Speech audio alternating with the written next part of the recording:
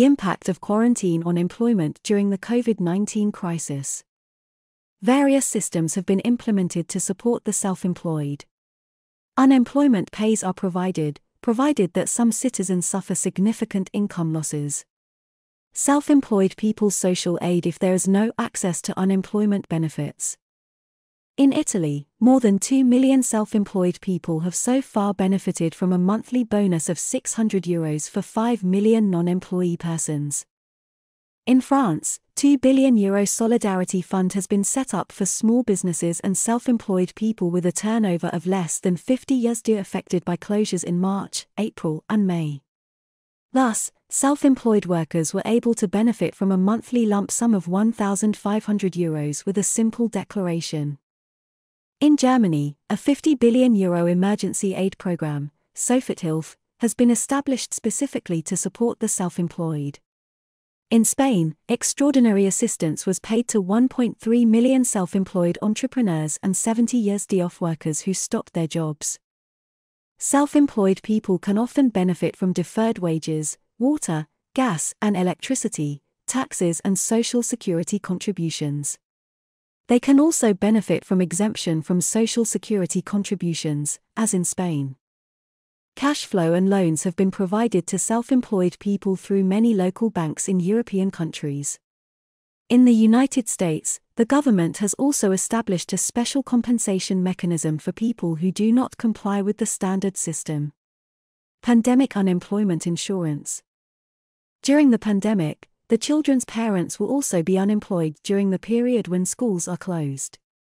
Therefore, payment plans have been considered in many countries for them as well. Various situations are encountered for other salaried jobs. The governments of European countries have delayed the fees that companies can no longer pay. They set up safety nets aimed at protecting jobs and limiting the social cost of the crisis. In sectors subject to administrative closure, employees can benefit from this mechanism. Here we assume that all partial activity requests directly linked to administrative closures are verified. The acceptance rate of requests for other employees varies by country. The rates we use are based on both local government data and the national press. This rate is 100 USD for France.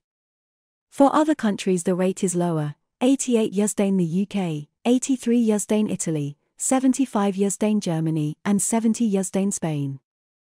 These rates are much higher than in past years when the authorities were not so reactive. Based on these assumptions, partial startup in April represented around 25 USD off salaried employment in France and Italy and 29 USD in Spain and the United Kingdom. Partial activity in Germany accounts for only 13 USD off salaried employment. It should also be noted that there are employees who are ineligible for partial activity, which explains the lower rates. For example, in the case of the United States, the partial operating system does not exist. Companies that are denied partial activity requests for their employees or that do not make a claim despite being entitled, they will either have to lay off or provide employment within the company. So, they will have to reduce their margins. Finally, salaried employment is expected to continue between 0.7 USD, United Kingdom, and 4.7 USD, Spain. In France, 500,000 employee contracts in the non-market sector will be preserved. In the United States, the situation is different. According to the information available for April, continuing salaried jobs could exceed 24 million people. This shows that US companies are accumulating strong labor. It was the lowest in France and Italy, despite a significant economic shock. 0.9 USD off total salaried employment is in France and 1.2 USD in Italy.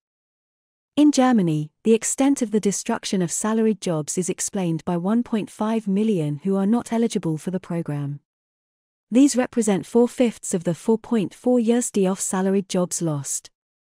The situation remains more delicate in the United States, as salaried jobs are estimated at 22.4 million, or 14.6 USD off total salaried employment.